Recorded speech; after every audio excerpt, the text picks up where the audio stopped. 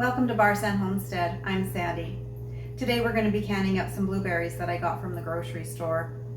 Usually I like to can fresh berries in the summertime, but it's early spring and it's a while yet before blueberry season. So what I've done is I've just bought bulk blueberries from the grocery store. And so I just wanted to put it into blueberry sauce that it's very similar to the berry burst recipe. Actually, all my fruit recipes pretty much follow the same instructions, but depending on what fruit it is, it gives obviously a very different flavor. So stick around to the end. We're going to be making a blueberry crisp from berries that I've canned earlier, and I think you'll enjoy this recipe. These are the blueberries that we're going to be canning up today. They're just Western Family brand, and I got them at Save On Foods, and I think the cost of them was $22.45, 49 cents, something like that per box. And we're going to be doing up 2 boxes. They are 3 kilogram boxes, so 3 kilograms is approximately 6 pounds, just over 6 pounds. So each box has their 2 bags.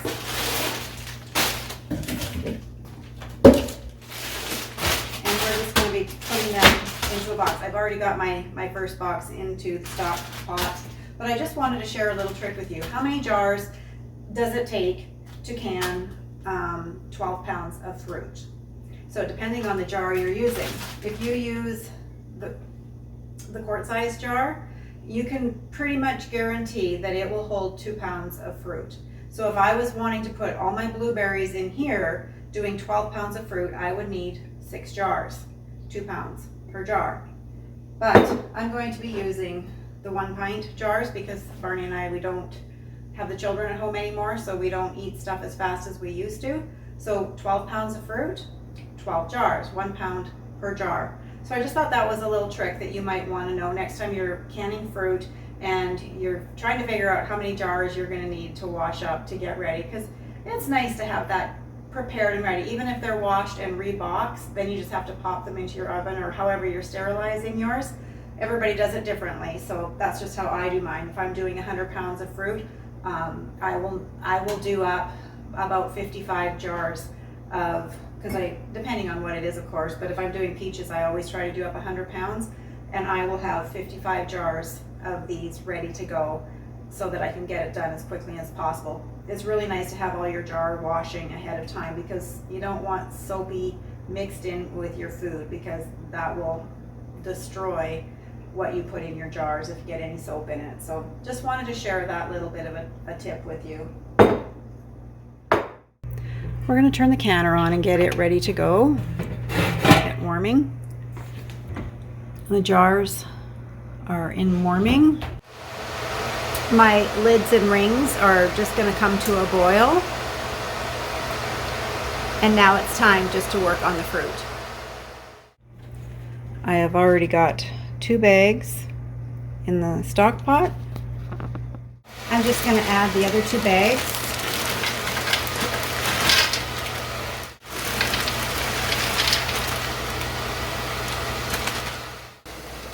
Okay, I'm going to just turn the heat on to a fairly high medium heat.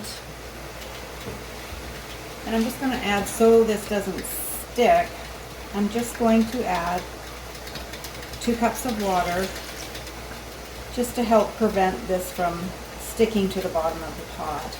And it also helps with our sauce. So I'm pretty sure those are frozen good right now.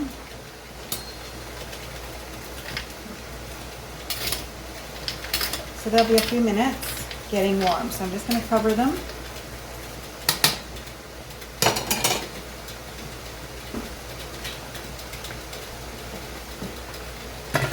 And we'll come back to that in a few minutes and check on it.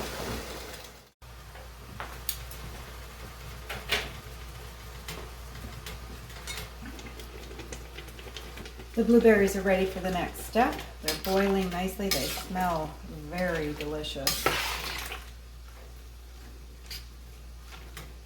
So we're just going to give them a light stir. I've been stirring them every 10 minutes until they came to a boil. And so they are all ready.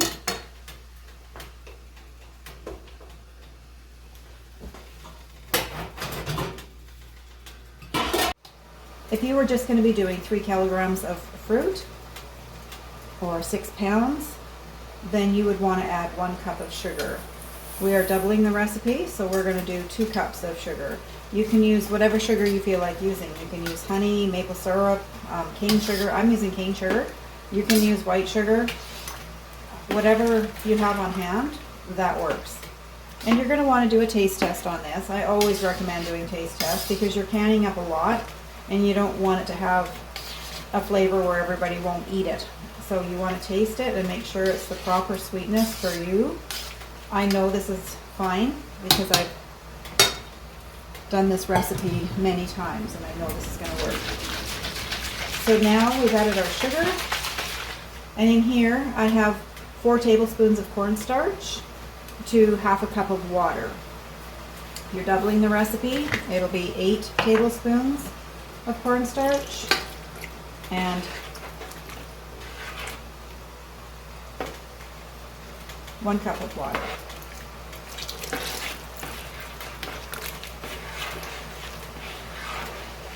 And so this just needs to thicken. If you don't want to use cornstarch, some people don't recommend it. I'm not sure why. I've used it for years and years and years and never had a problem with it. But if you're uncomfortable with it, then don't use it. Just boil it down and thicken it that way, or you can use a pectin or something else if you choose to. This is my preference.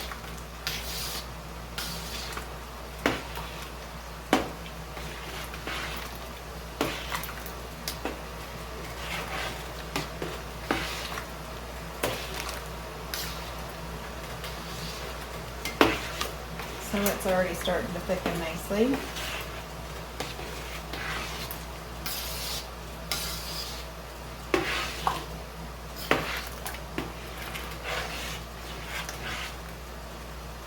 And we're just going to bring that back up to a boil. So this is boiling really nicely. So we are just going to remove it from the heat, and we're going to start filling our jars.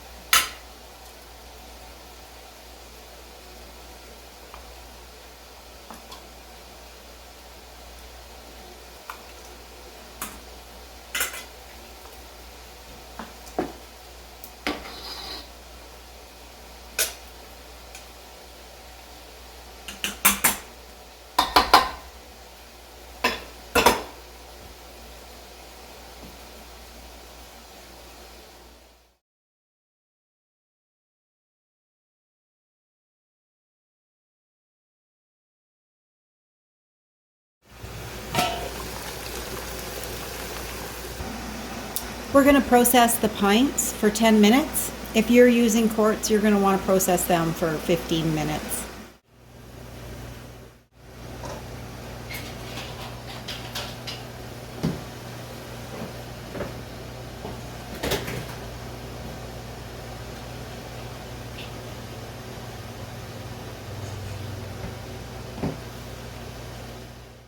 So the canner's all finished, and I just wanted to kind of show you how it worked out with my jars, with the quantity of fruit, with the number of jars.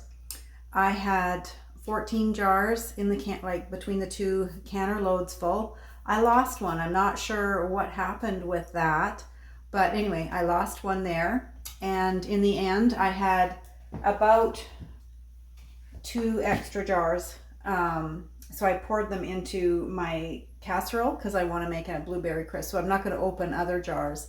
Instead, I'll just use these rather than running the canner for a 3rd time through. First thing we're going to add is 1 cup of flour and half a cup of rolled oats, half a cup of brown sugar, and 1/3 cup of olive oil. If you would choose to use butter instead, you would want 1/4 cup. I find that the olive oil is a little bit drier, so I add a little extra for it. So 1/3 cup of olive oil. And then I just put it all in the mixer there and just turn it on. So we're just gonna test this and see how it's doing. A good rule of thumb when testing this particular crumble top recipe is I like to just, with clean hands, just reach in and give it a squeeze.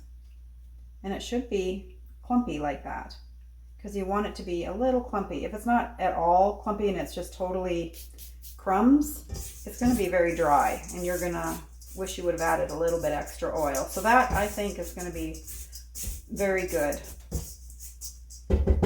Now with the blueberries,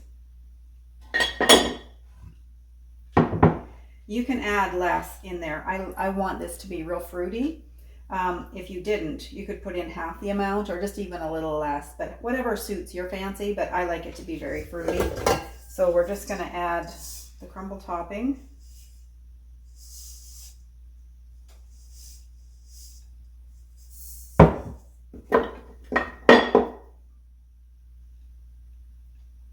And with blueberries, you do not want to get it on anything. They stain really good. So I know on my wood countertop here, I would not want to get blueberries on it. I have in the past, and it's a real job to get it off. Okay, so we're going to put that in a preheated oven at 350 for about half an hour, because they're cooked. It's just we want to brown that topping. So I'll show you what it looks like when we get done.